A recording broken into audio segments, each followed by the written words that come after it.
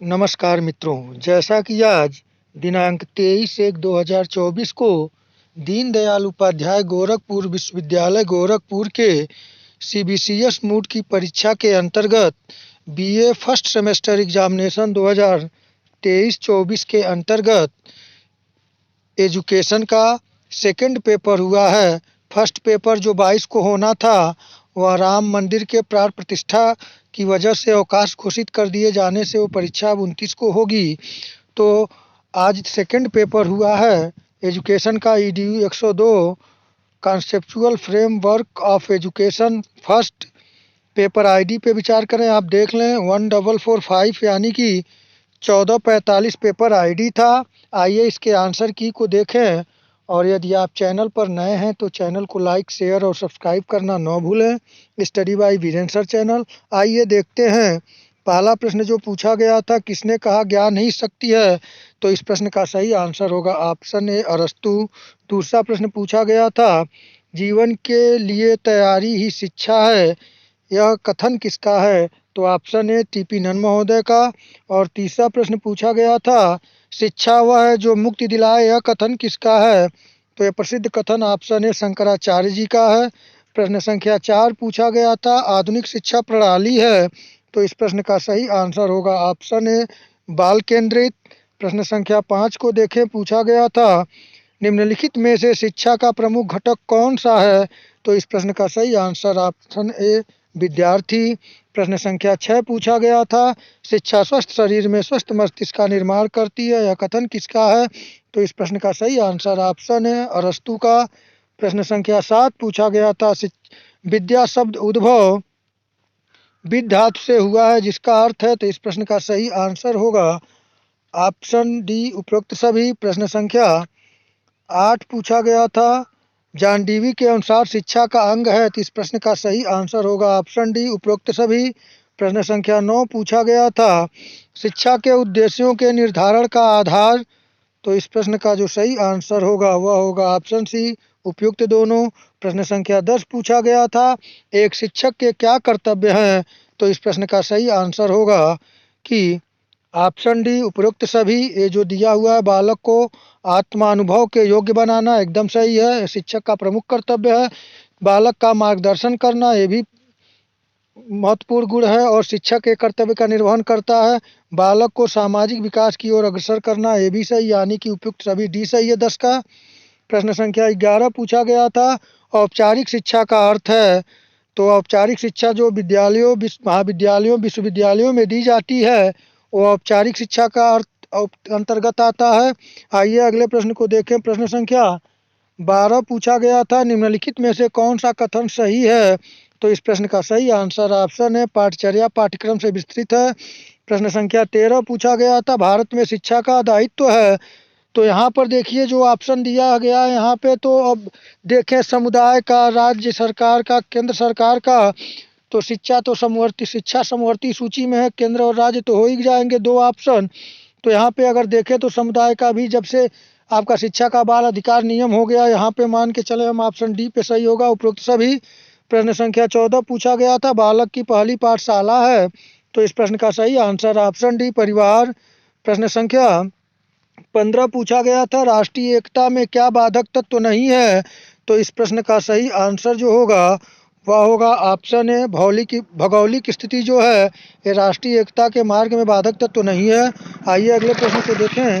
प्रश्न संख्या 16 पूछा गया था, खाली समय के सदुपयोग हेतु हमें क्या करना चाहिए, तो इस प्रश्न का सही आंसर है ऑप्शन डी कुछ उपयोगी काम करना चाहिए। प्रश्न संख्या 17 पूछा गया था, शिक्षा की त्रिमुखी प्रक्रिया में सम्मिलित रहते हैं, तो ऑप्शन सी सही होगा छात्र अध्यापक तथा पाठ्यक्रम।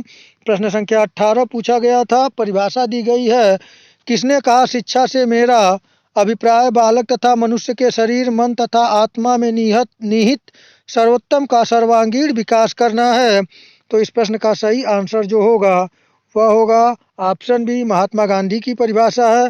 प्रश्न संख्या 19 पूछा गया था, एडुकेयर शब्द का अर्थ है, तो इस प्रश्न का सही आंसर होगा ऑप्शन सी आगे बढ़ाना।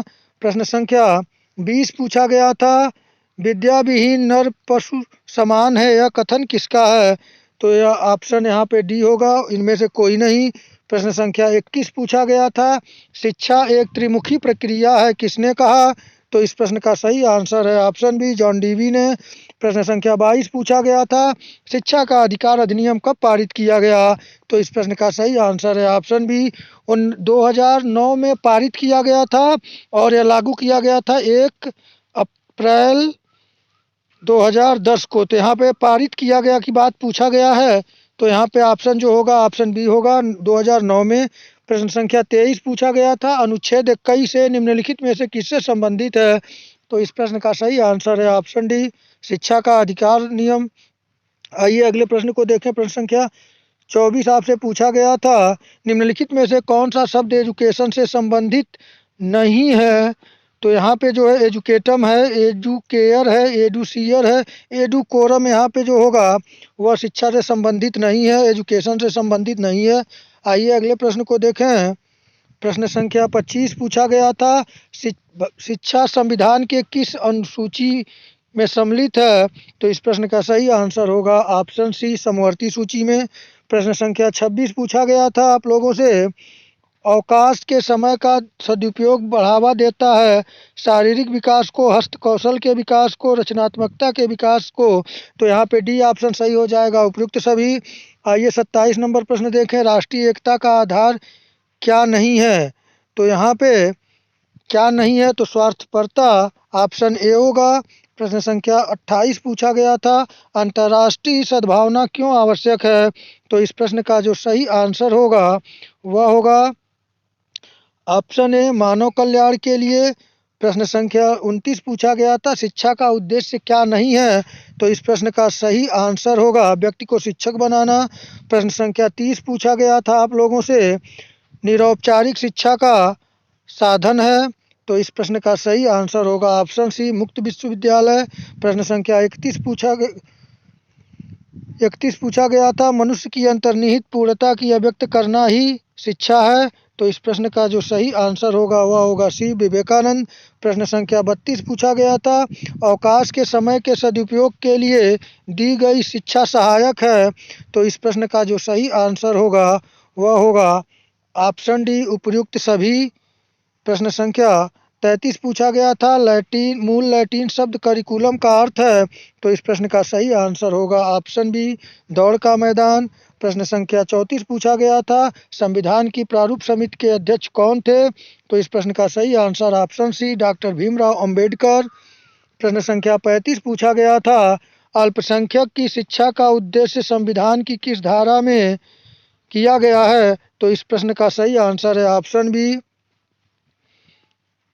30। प्रश्न संख्या 36 पूछा गया था, शिक्षा को समवर्ती सूची में किस संशोधन के द्वारा रखा गया?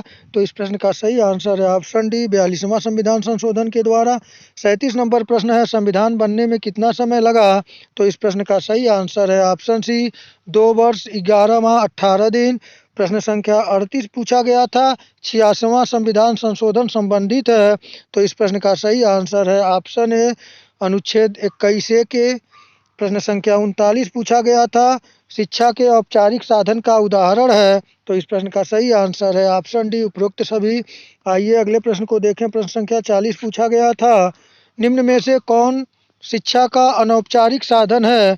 तो इस प्रश्न का सही आंसर होगा ऑप्शन सी, परिवार। प्रश्न संख्या 41 पूछा गया था, शिक्षा का अधिकार किस मूल अधिकार की इकाई है? तो यहाँ पे जो सही आंसर होगा वह होगा ऑप्शन डी, उपयुक्त में से कोई नहीं। प्रश्न संख्या 42 पूछा गया था, भारतीय संविधान का अनुच्छेद 51 संबंधित है। तो इस प्रश्न का सही आंसर होगा ऑप्शन सी, मौलिक कर्तव्यों से। प्रश्न संख्या 43 पूछा गया था, किसने कहा कि पाठ्यक्रम कलाकार के हाथ में एक औजार है?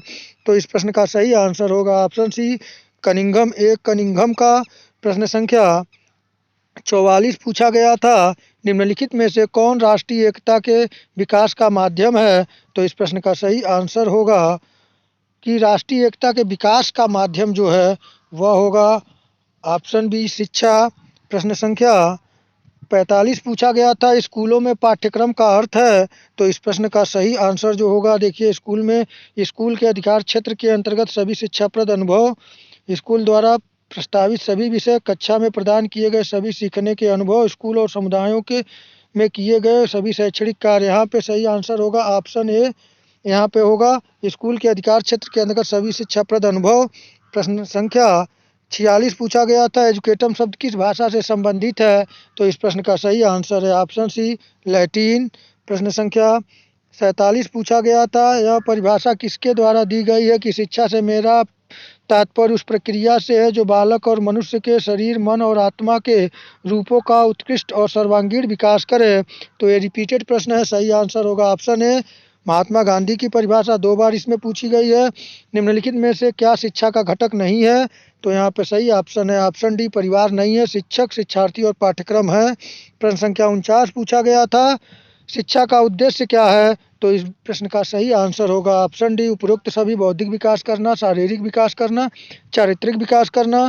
प्रश्न संख्या 50 और अंतिम प्रश्न पूछा गया था, शिक्षा के अभिकरण को कितने वर्गों में विभाजित किया जाता है? तो इसको 3 वर्गों में विभाजित किया गया है। ऑप्शन बी सही होगा, औपचारिक, अनौपचारिक और निरौपचारिक। तो इस प्रकार मित्रों में जो ईडीयू का आपका 102 का आंसर था, उसको मैं सटीक आंसर की देने का प्रयास किया हूँ। आप लोग सेकंड पेपर अच्छा हो, इसी शुभकामनाओं के साथ नमस्कार।